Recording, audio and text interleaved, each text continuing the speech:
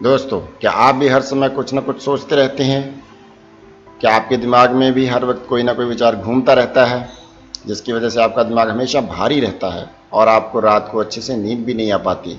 क्या आप भी जब कुछ नया करने की कोशिश करते हैं तो आपके दिमाग में पहले ही कई तरह के नकारात्मक विचार आने लगते हैं? या आप एक ऐसे व्यक्ति हो जो हर समय ये सोचता रहता है कि लोग मेरे बारे में क्या सोचेंगे? अगर इनमें से किसी भी सवाल का जवाब हाँ है, तो शायद आप भी बहुत ज़्यादा ओवर थिंकिंग करते हैं। आज के समय में ज़्यादातर लोग ओवर थिंकिंग से ही जूझ रहे हैं। तो आइए कोई ऐसा रास्ता निकालें जिससे हम इन विचारों के जाल से बाहर निकल सकें, ज़्यादा सोचना छोड़ सकें और जो काम करना है उसे पूरा कर सकें। तो दोस्तों, सबसे पहली चीज़ जो आपको समझनी होगी वो ये है कि कोई भी काम करते वक्त ओवर थिंकिंग से यानी ज़्यादा सोचने से आपको कोई फ़ायदा नहीं होगा।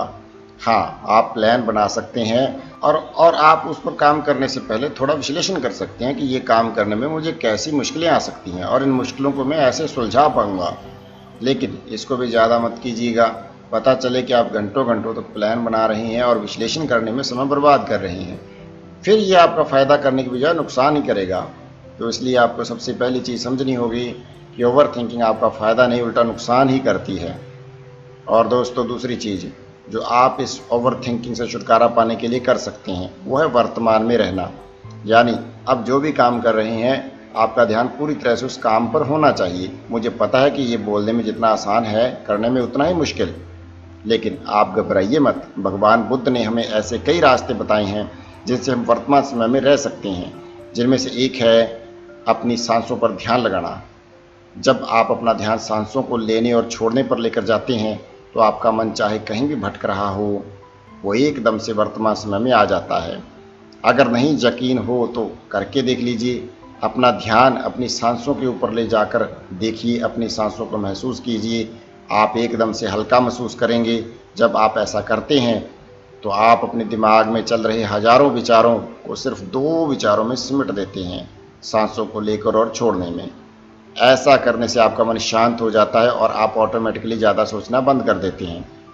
इसलिए जब भी आपको लगे कि आप ओवर थिंकिंग कर रहे हैं तो अपनी आंखें बंद करके 3 गहरी लंबी सांसें लीजिए और थोड़ी देर के लिए अपना ध्यान अपनी सांसों पर बनाए रखें या अपना ध्यान अपने शरीर पर लेकर आएं। अपने आप से ये सवाल पूछें कि मैं अभी कहाँ बैठा हूँ, क्या कर रहा हूँ।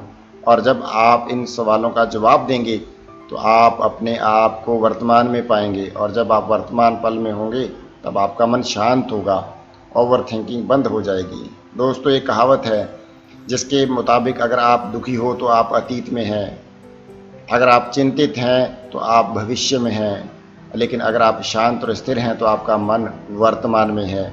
इसलिए वर्तमान में रहना शुरू कीजिए, ओवर थिंकिंग अपने आप ही बंद हो जाएगी। और दोस्तों, एक और चीज़ जिसकी वजह से ज़्यादातर लोग ओवर थिंकिंग करते हैं वो है हमेशा अपने मन में सोचते रहना, क्या होगा अगर ऐसा हो गया, क्या होगा अगर ऐसा ना हुआ, क्या होगा अगर मैंने जो कुछ भी किया है वो गलत हो गया। लोग हमेशा बुरे से बुरा जो हो सकता है उसके बारे में सोचते रहते हैं।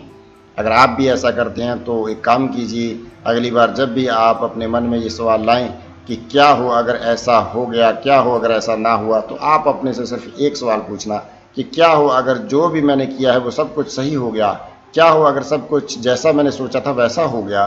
दोस्तों, इसकी भी तो काफ़ी संभावना है ना कि सब कुछ आपके मुताबिक हो जाए, जैसा आपने सोचा है वैसा ही हो जाए। ज़रूरी नहीं कि वो गलती हो। इसलिए हमेशा सकारात्मक सोचें, हमेशा ये सोच कर वो काम करें कि नतीजा चाहे जो भी हो लेकिन मैं अपना 100% ज़रूर दूंगा, मैं मेहनत करने से पीछे नहीं हटूंगा। हमेशा ये सोच कर काम शुरू करें और रिस्क लें, क्योंकि रिस्क लिए बिना आप ज़िंदगी में सफल नहीं हो सकते।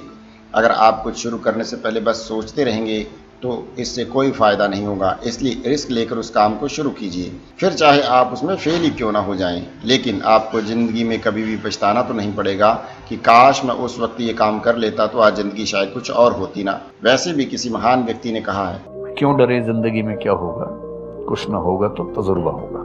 इसलिए हमेशा याद रखें, ओवर थिंकिंग आपका कोई फ़ायदा नहीं करेगी बल्कि आपकी ज़िंदगी से शांति को ख़त्म कर देगी। मैं आशा करता हूं कि इस वीडियो में बताई गई बातें आपको समझ में आई होंगी और आपको ओवर थिंकिंग नाम की बीमारी का इलाज मिल गया होगा। धन्यवाद।